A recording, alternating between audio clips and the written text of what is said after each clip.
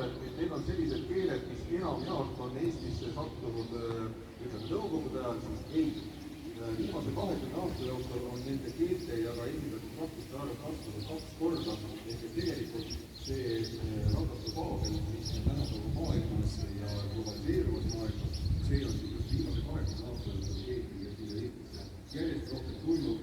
Ma võin siia loetleda mõningaid kohta, kas te teate näiteks seda, et Eestis elab alaliselt umbes 1400 õpilast, umbes 700 brasiillast. Nad on enam-vähem sellised nooremad inimesed, kes on kas tudengid või õpivad või